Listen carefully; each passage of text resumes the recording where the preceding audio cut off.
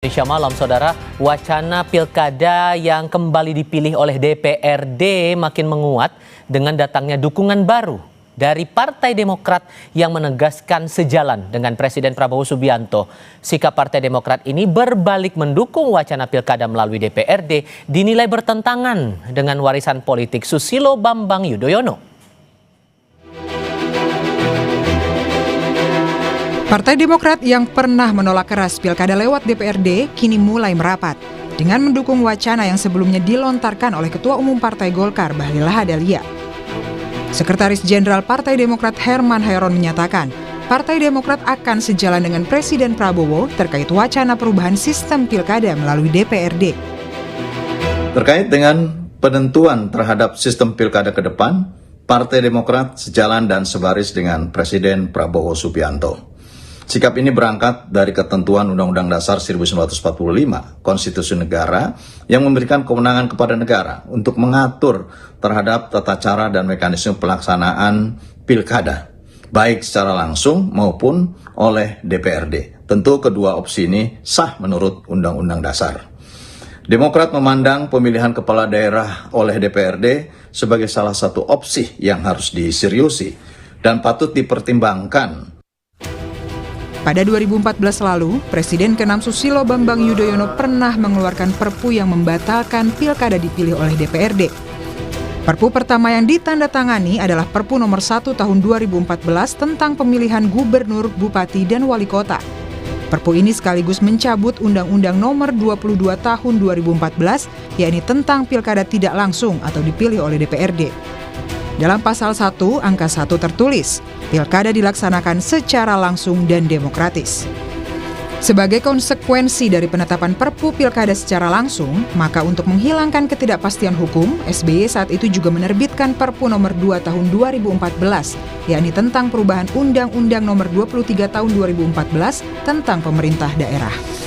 Perpu ini intinya berisi dua hal, yaitu pertama, menghapus tugas dan wewenang DPRD Provinsi untuk mengusulkan pengangkatan dan pemberhentian gubernur dan wakil gubernur.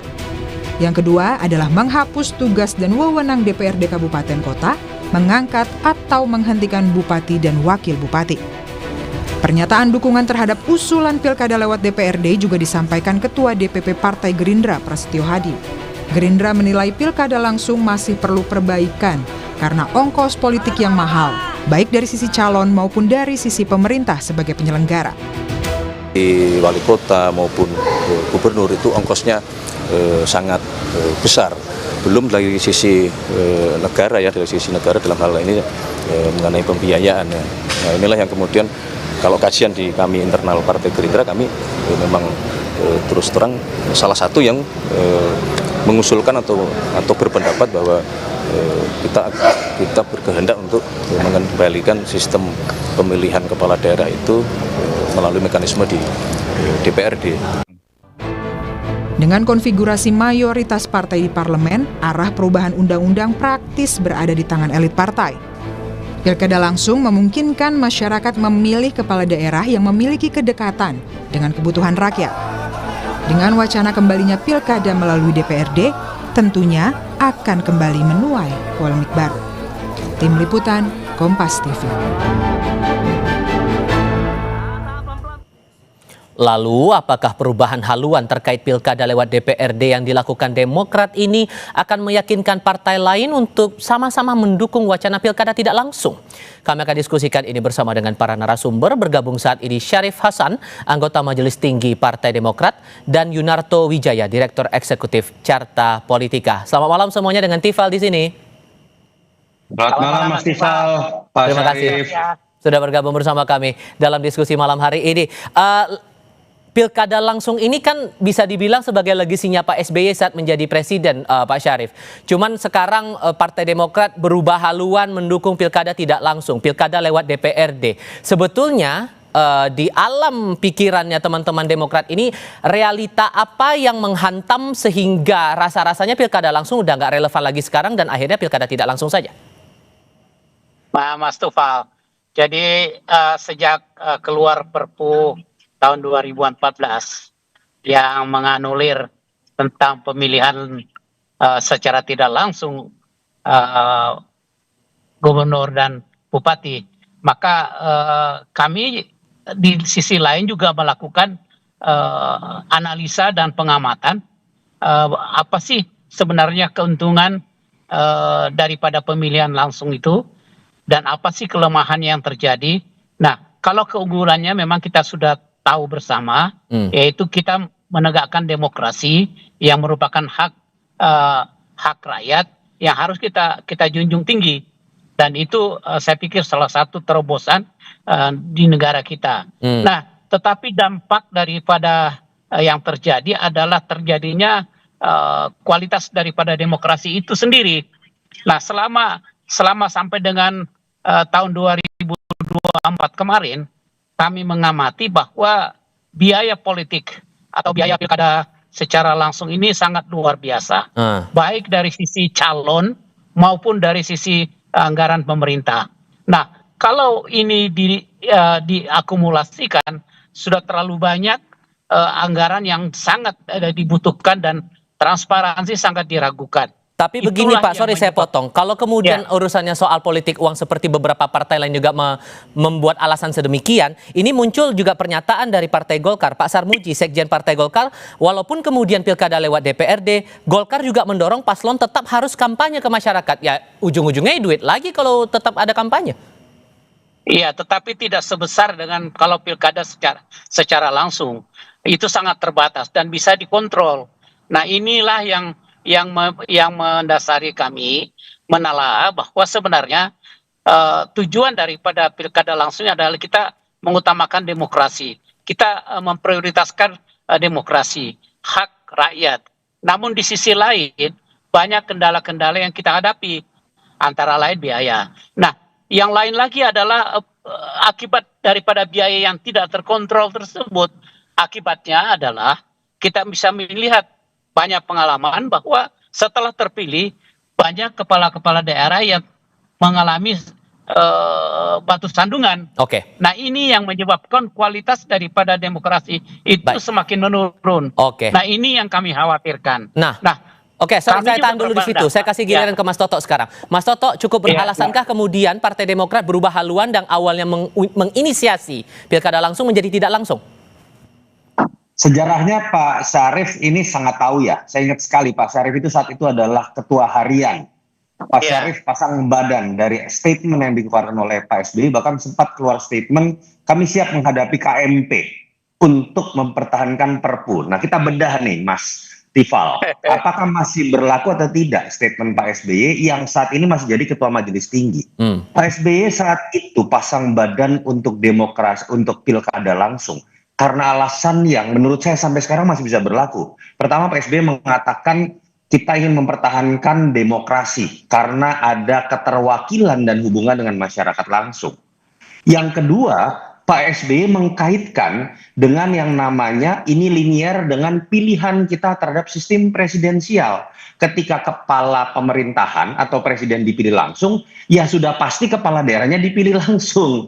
Saya tidak melihat itu berubah saat ini. Kecuali jangan-jangan partai-partai ini kemudian ingin mengubah sistem pemilu presiden untuk kemudian dipilih juga oleh parlemen. Saya hanya menyitir apa yang diungkapkan oleh Pak SBY. Yang kedua, saya pikir Pak SBY itu ketika dilihat legasinya adalah akhirnya mengeluarkan Perpu tentang pilkada langsung, Pak SBY sendiri itu adalah produk presiden pertama yang dipilih oleh sistem presidensial pemilihan langsung. Pada titik itu menurut saya kenapa SBY sangat pasang badan dengan konsep pilkada langsung. Menjawab apa yang dikemukakan oleh Pak Syarif dan saya pikir sejalan dengan statement dari masing-masing pendukung pilkada RD gitu ya. Ya, Mas Toto. Ya. Oke, boleh dilanjutkan. Ya, terkait dengan money politik yang selalu diutarakan. Kita tahu Mas Tifal bahwa yang namanya money politik itu kan ada pemberi, ada penerima. Lalu bagaimana logika dari para elit yang dihukum adalah penerimanya saja, masyarakat dengan diambil haknya. Pemberinya yang adalah para calon, partai, lalu apa hukumannya? Kalau kemudian logika itu juga dipakai, Mas Tifal, pertanyaan saya kepada para elit itu adalah, apakah dalam Pilpres dalam pileg money politik tidak terjadi, lalu kemudian apakah kita harus membubarkan pileg, lalu kita kemudian membubarkan pilpres juga dalam konteks pemilu langsung? Kan nggak bisa. Sehingga menurut Lalu Anda ketika- apa di balik posisi Demokrat yang berubah ini, ada apa? Kalau yang namanya Gerindra konsisten dari 2014 ketika terjadi situasi ini, yang tidak konsisten, kalau betul ya, ini kan sebenarnya belum diambil keputusan, adalah PKB dengan Demokrat. Dan ini kan selalu kalau kita mau berspekulasi, saya anggap deh bentuk keterpaksaan dari posisi Demokrat yang sekarang menjadi bagian dari pemerintahan Prabowo Gibran, ketika resiko politiknya mungkin dianggap terlalu besar karena di situ ada ketua umum yang kemudian menjadi menteri. Moga-moga saya salah, tapi spekulasinya menurut saya kalau sampai Demokrat berani berbeda dengan sikap SBY yang menjadi legacy, memang di situ mungkin ada sebuah pertaruhan besar. Mungkin Pak Syarif yang nanti bisa menjawab. Nah, Pak Syarif, betulkah ada keterpaksaan karena masuk dalam koalisi pemerintahan makanya harus sama satu suara? Enggak, sama sekali tidak ada. Ini berdasarkan analisa dan pengamatan dari Partai Demokrat itu sendiri. Jadi sekali lagi kita serahkan aja kepada DPR nanti bagaimana membahasnya, dan tentunya kita memberikan dukungan yang terbaik, yang mana yang dipilih. Tetapi satu hal lagi yang perlu kami ingatkan, bahwa perlu ada literasi kepada masyarakat, ya, bahwa alternatif yang dipilih nanti itu seperti apa. Nah, biarkanlah kita lihat respon masyarakat nanti bagaimana. Tetapi sekali lagi kita tetap committed untuk menegakkan demokrasi, hak rakyat tetap kita berikan. Tetapi yang kedua adalah kualitas daripada demokrasi itu sendiri harus menjadi prioritas. Nah, efisiensi dalam hal ini juga sangat perlu untuk dilakukan, mengingat keterbatasan pemerintah juga sangat terbatas untuk mendukung pilkada secara langsung. Apalagi calon-calon yang maju itu juga transparansi di dalam melakukan kampanye kepada masyarakat ini agak sulit untuk dikontrol. Saya mau tahu juga begini, Pak Syarif. Kalau ada dorongan seperti ini, sudah ada perubahan sikap dari Partai Demokrat, sesungguhnya Pak SBY kah yang mendorong ini, atau siapa yang mendorong di internal Demokrat agar pilkada ini jadi tidak langsung? Kita jawab sebentar lagi, jangan kemana-mana.